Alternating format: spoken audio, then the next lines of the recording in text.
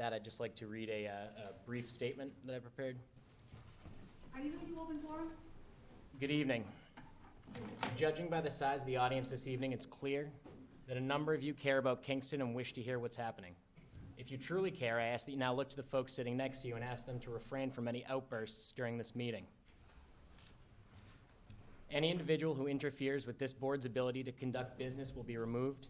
At our last meeting, on more than one occasion, a number of residents' outbursts made it impossible to hear our colleagues at the front desk, and I'm prepared to exercise my full authority as chair up to and including calling for a brief recess, requesting that the officers clear the room for the duration of the meeting so that we can return to conducting the town's business.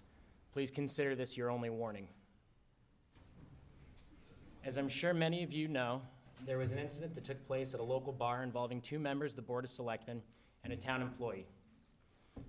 While 3 members of this board were not present for the incident, it has fallen on all of us to decide what steps to take to move the town towards a resolution. It's also worth noting that while 3 members of this board had no part in the incident, in fact, all 5 members voted on measures this past fall intended to avoid this exact situation. The actions of 2 board members have now called our judgment and leadership into question by some, including those selectmen directly involved. This incident came to our attention on Friday, January 10th, and the earliest that the full board could convene to discuss the matter was on Thursday, January 16th. Although it was my intention as chair to hold an executive session on Thursday, January 16th to discuss the specifics of the incident and allow the board to vote on what next steps to take, one of the individuals directly involved in the incident made it clear that they would invoke their right to hold the executive session meeting in public, as is their right.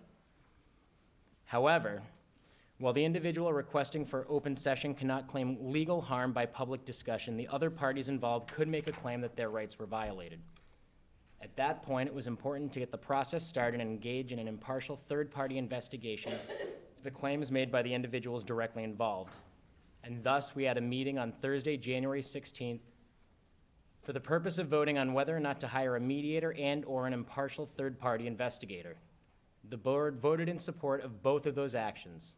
Again, tonight, we tried to post an executive session meeting to allow the board to discuss the details of the matter, and again, one party invoked their right to hold the session in public.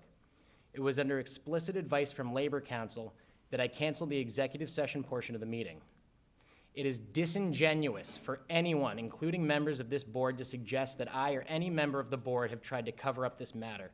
It was clearly posted on Thursday's agenda that the board would vote on hiring an independent investigator.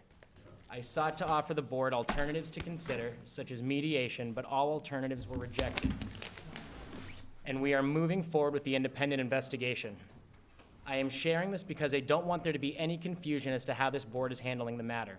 We are acting expeditiously, and we are taking this extremely seriously. As chair of Kingston's Board of Selectmen, I'm hearing from all sides, but Kingston's only hearing from one.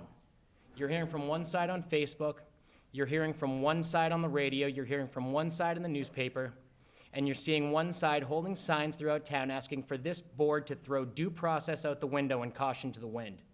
This incident is as unfortunate as it was avoidable, and as chair of this board, I will continue to do what is right for Kingston and ensure that all parties' concerns, complaints, and rights are considered and respected as we work tirelessly towards a resolution.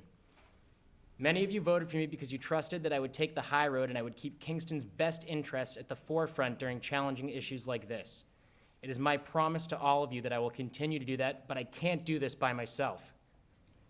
I accept that every now and then someone sitting in this seat has to walk out of here with a black eye and a few bruises so that the town doesn't have to incur those wounds. This past week and still today, I acknowledge that as my current role. But there's only so many punches I can take. Again, this whole issue stemmed from a discussion at a bar involving 2 other members of the board, yet I am the one facing a bulk of the criticism. I can't carry this weight alone, and I know the good people of Kingston are willing to help shoulder that weight as we move forward. I know this because they've been calling me, my wife, and my vice chair, offering words of support during all hours of the day. So I'm asking all of you to do this.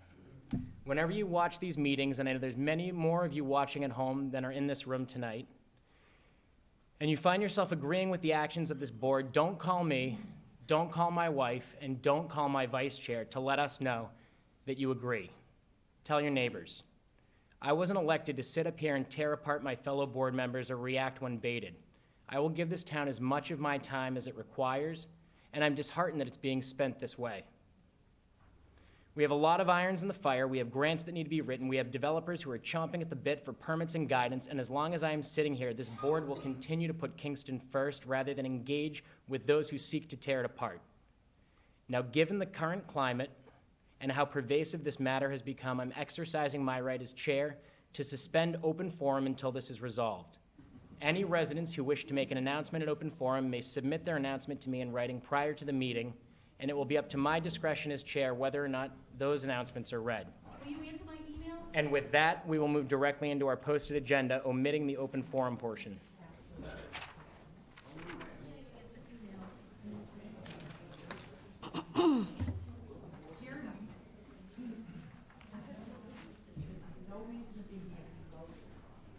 So the first item that we have is our assessor's quarterly report. So you work for the And I town, but you will not hear the town.